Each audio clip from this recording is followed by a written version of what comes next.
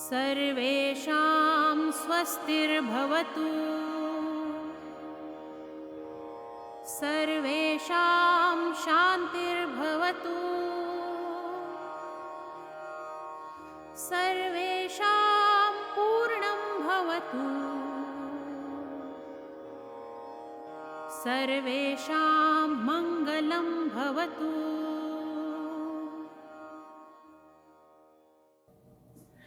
नमस्ते दोस्तों, आज से मैं वास्तुशास्त्र में एक नई सीरीज शुरू करने जा रहा हूँ, जिसमें मैं आपको वास्तु के अलग अलग दिशाओं के बारे में परिचय करवाऊंगा, उसके बारे में जानकारी दूंगा। बट उससे पहले जो आज का टॉपिक है वो है हमें हमारे वास्तु की डायरेक्शन कैसे लेना चाहिए। दिशाओं के बारे में तो आप समझ जाओगे, बट दिशा लेनी कैसी है ये बहुत महत्वपूर्ण और बहुत इंपॉर्टेंट चीज़ है। तो आप प्लीज़ इसे नोट कर लीजिए, इसके समझने की कोशिश कीजिए। मैंने मेरे पिछले 11-12 साल के करियर में बहुत बार देखा है कि जो क्लाइंट्स होते हैं या जो क्लाइंट्स नई प्रॉपर्टी परचेस करते हैं या नए किराए के मकान लेते हैं, उसमें वो काफ़ी बार मुझे बोलते हैं कि हमारा घर नॉर्थ फेसिंग है, हमारा घर साउथ फेसिंग है, हमारे घर का फेसिंग साउथ ईस्ट है। ऐसे विभिन्न अलग अलग उनसे मुझे जवाब आते हैं। तो एक बात तो तय है कि हमें बेसिक डायरेक्शंस तो पता है। जो 4 मेन दिशाएं हैं, 4 उपदिशाएं हैं, इसके बारे में हमको जानकारी है। ईस्ट वेस्ट नॉर्थ साउथ और 4 उपदिशाएं, मतलब नॉर्थ ईस्ट, साउथ वेस्ट और नॉर्थ वेस्ट। बट एक्चुअली में दोस्तों मजे की बात यह है कि टोटल 32 डायरेक्शंस है, यानी 32 दिशाएं हैं हमारे वास्तु में। तो इसलिए ये बहुत इंपॉर्टेंट हो जाता है कि आप जब दिशा देखते हो, आपके घर की दिशा का एनालिसिस करने के पहले जब आप दिशा डायरेक्शन लेते हो, तो उसकी एक्यूरेसी बहुत इंपॉर्टेंट रोल प्ले करती है, क्योंकि उसमें थोड़ी सी भी गुंजाइश अगर होती है, थोड़ा सा भी डेविएशन होता है 5 डिग्री 10 डिग्री का, तो आपका आगे का कैलकुलेशन या एनालिसिस गलत हो सकता है और उसके कई परिणाम हो सकते हैं। वो मैं आगे वाले एक आने वाले वीडियो में आपसे काफ़ी उस बारे में जानकारी भी दूँगा। बट सबसे पहले मैं आपको बताना चाहूँगा कि जब लोग दिशाएं देखते हैं तो कई बार मैंने ये ऑब्जर्व किया है कि हम कभी घर के अंदर आते समय दिशा देखते हैं, कभी घर से बाहर जाने के समय दिशा देखते हैं, जो कि सही नहीं है।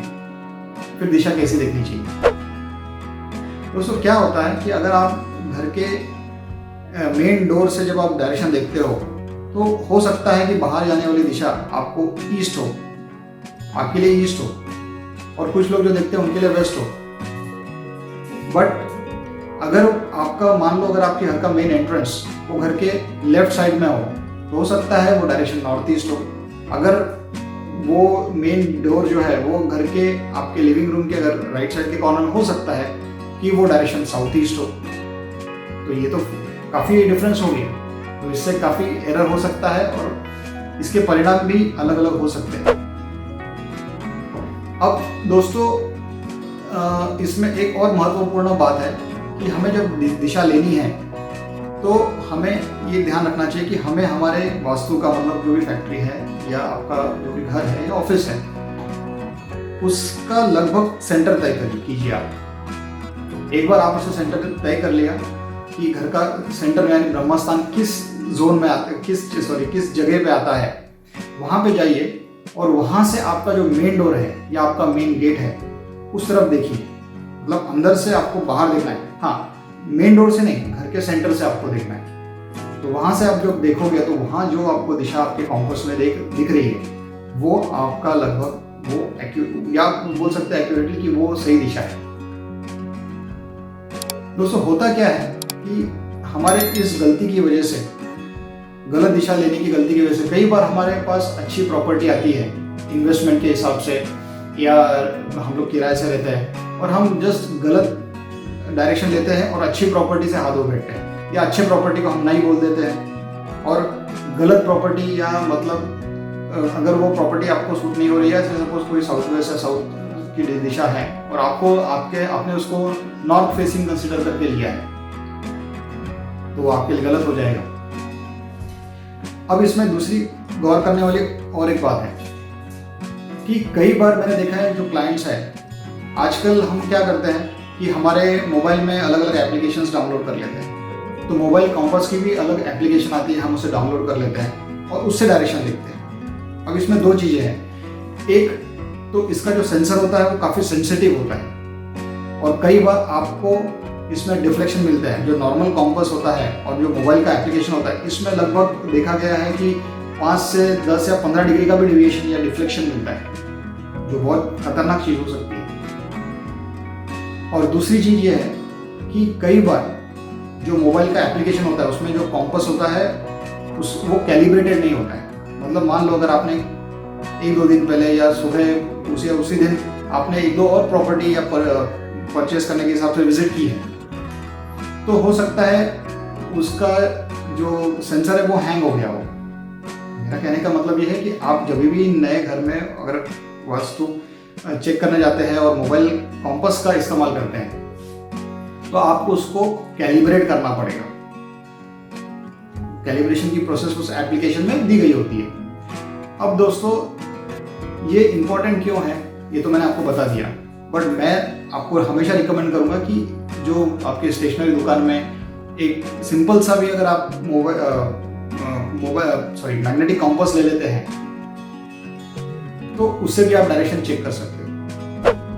अब जब आपके पास मोबाइल एप्लीकेशन या मैग्नेटिक कंपास है तो उसमें आपको ध्यान क्या रखना है। एक तो चीज़ मैंने आपको बता दिया कि आपको घर के सेंटर से डायरेक्शन लेना है। दूसरी चीज़ ये है कि जब आप घर के सेंटर से आपने सेंटर आइडेंटिफाई कर लिया, आप सेंटर से डायरेक्शन ले रहे हो, बट वहाँ पर कई बार ऐसा देखा गया कि वहाँ पे एक तो ऊपर बीम होता है या पिलर होता है। घर का फ्लैट में कई बार पिलर आ जाता है उस सेंटर के जोन में, और पिलर में क्या होता है, स्टील होता है। आपके पास क्या है, मैग्नेटिक कंपास है। अगर आप पिलर के काफ़ी क्लोज जाओगे तो वो भी आपको गलत डायरेक्शन देगा। दूसरी चीज़, अगर वो फ्लैट खाली है, वेकेंट है प्रॉपर्टी, तो ठीक है, बट अगर आप वहाँ पे रह रहे हो या आप कोई फ्लैट किराए से देखने जा रहे हो और वहाँ पे यदि ऑलरेडी कोई रह रहा है या आपका रीसेल की प्रॉपर्टी मान लो, तो कई बार ऐसा देखा गया है कि उस फ्लैट में आसपास फ्रिज होता है या माइक्रोवेव होता है या वाईफाई होता है, या कई बार घर का मेन स्विच भी आजकल बिल्डर जब कंस्ट्रक्शन का प्लानिंग करते हैं तो घर के सेंटर में देते हैं। और मान लो अगर 2 BHK या 3 BHK या 1 BHK फ्लैट होता तो कई बार किचन की पोजीशन ऐसी होती है कि वो ब्रह्मस्थान जो आपका घर का सेंटर है उसके लगभग उसी एरिया में आता है। अब होता यह है दोस्तों कि ये जो इलेक्ट्रॉनिक डिवाइसेस है इसकी वजह से जो EMI इंटरफेरेंस क्रिएट होता है या इलेक्ट्रोमैग्नेटिक फ्रीक्वेंसी की वजह से ये आपके मोबाइल के कंपास पे या आपके मैग्नेटिक कंपास पे भी असर डालता है। तो हो सकता है कि उस वजह से भी आपको गलत डायरेक्शन मिले या आप गलत डायरेक्शन जाने अनजाने में ले लोगे। तो आपको ये बहुत सावधानी बरतनी है कि जब आप डायरेक्शन ले रहे हो उसके आजू बाजू भी आपको देखना है कि आजू बाजू क्या चीज़ है। तो दोस्तों आज का जो ये वीडियो था, ये मेरा इसका उद्देश्य ये था कि हमारी जो शुरुआत है डायरेक्शन लेने की, दिशा लेने की, ये बहुत इम्पोर्टेंट है और इसमें मैं चाहूँगा कि आप कभी भी गलती ना कीजिए और मैं चाहूँगा कि हमेशा आप अच्छी वास्तु प्रॉपरली देख के लीजिए। हाँ, अगर आपको इस चीज़ में कोई दिक्कत है तो मैं कहूँगा कि आप अपने एरिया में, आपके सिटी में कोई भी जो वास्तु एक्सपर्ट है उसकी मदद अवश्य लीजिए। उसकी सहायता से आप आपके वास्तु का सही तरीके से आकलन कर पाओगे और आपके जो भी वास्तु से रिलेटेड इश्यूज हैं वो आपको इश्यूज सॉल्व करने में आपकी मदद करेगी। तो आशा है आप कई लोगों को जो वास्तु के डायरेक्शन से रिलेटेड कन्फ्यूजन था, मेरे इस वीडियो के बाद में वो कन्फ्यूजन दूर हुआ होगा, आपके डाउट्स क्लियर हो गए और आपको वास्तु की दिशा सही तरीके से किस प्रकार लेनी है ये आपको समझ में आया।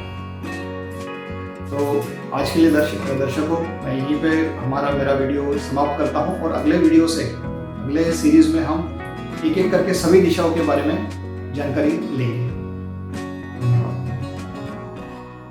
सर्वे भवन्तु सुखिनः, सर्वे सन्तु निरामयाः, सर्वे भद्राणि पश्यन्तु, मा कश्चित् दुःखभाग् भवेत्।